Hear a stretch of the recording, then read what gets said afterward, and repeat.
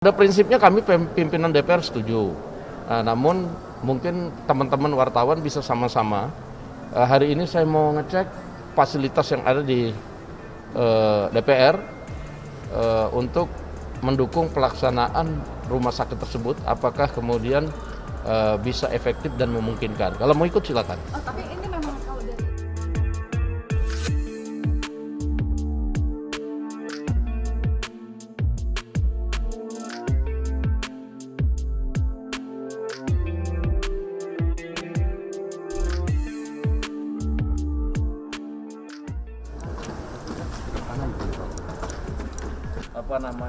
rumah sakit darurat. Seperti teman-teman lihat sendiri bahwa ini posisinya menurun begitu. Nah, sehingga kami masih coba mensimulasi dan dengan konstruksi yang sudah paten begini, tentunya harus mengalami pembongkaran-pembongkaran yang tentunya memakan cukup waktu lama, sehingga dalam situasi darurat tidak memungkinkan untuk cepat. Oke?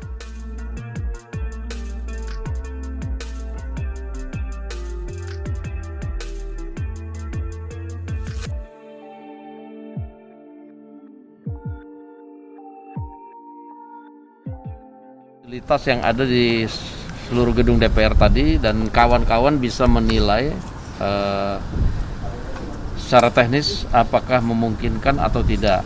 Nah, mungkin yang tersisa tinggal dari seluruh areal yang tadinya mau dipergunakan, ya mungkin hanya tersisa ini yang memungkinkan bisa dipakai. Ada lapangan ukuran 80 x 90. Dan tentunya ini nggak bisa dibikin bertingkat kan, hanya tenda-tenda darurat. Dan di sini juga harus dipikirkan bagaimana kamar mandinya, bagaimana ini kan bukan cuma perawatannya saja, tempat dokternya, listrik, air, dan lain-lain. Nah, ini apakah kemudian juga secara teknis efisien atau enggak cuman memakai yang 80 x 90. Nah, sementara di sekitar areal DPR ini masih banyak tempat yang bisa dipakai sebenarnya untuk rumah sakit darurat. Misalnya ada Istora, ada beberapa gedung lah yang bisa dipergunakan. Demikian kami menyambut baik usulan tersebut dan kami tidak beratan, pada prinsipnya tidak berkeberatan, tapi tadi teman-teman sudah melihat peninjauan teknis secara langsung dan juga tentunya sudah bisa mengambil kesimpulan apakah memungkinkan atau tidak. Pak, tapi kalau misalnya nanti dari Kemenkes akhirnya ingin meminta izin untuk menggunakan lapangan ini ataupun yang mana gitu yang menurut mereka adalah memungkinkan, akan dimungkinkan juga untuk diadakan rapim Pak setelahnya? Iya, nggak ada masalah kalau memang dibutuhkan. Tapi nanti ya kan Kemenkes akan berhitung apakah ini efisien atau enggak, efektif atau enggak, kan gitu.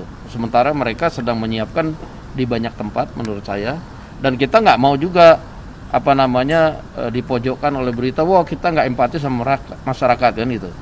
Makanya kita tadi ajak kawan-kawan melihat langsung persiapan teknisnya, apakah mungkin atau enggak. Bukan saya yang menyimpulkan, kan kita lihat sama-sama tadi bahwa ke ruang paripurna lift itu kan hanya satu. Nah, sementara memasukkan tempat tidurnya saja kan tidak cukup. Nah, lalu kemudian ruang rapat paripurnanya kan itu kondisinya kan tidak rata. Yang untuk bangsal-bangsal itu kan diusulkan untuk bangsal tadinya. Kondisinya kan menurun, konstruksinya sudah demikian. Sehingga agak kesulitan kita naruh tempat tidur karena tempatnya kan tidak rata. Itu yang ruang paripurna yang untuk bangsal. Yang kedua, tadi kan saya bawa ke ruangan anggota. Ada 33 lantai, di satu lantai ada 30 ruangan. Nah, 23 lantai ada 30 ruangan. 30 ruangan tuh mungkin bisa kapasitas satu ruangannya itu per lantai 30 itu bisa mungkin 60 sampai 90. Dengan posisi kamar mandi hanya cuma 6.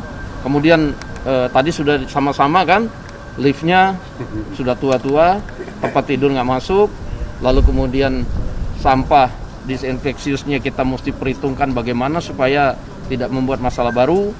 Lalu kemudian ya kita harus bongkar-bongkar total, itu memerlukan waktu yang cukup lama menurut kita kan gitu. Nah, tadi tinggal setelah disimpulkan itu bisa atau enggak, ya tinggal lapangan. Itu aja.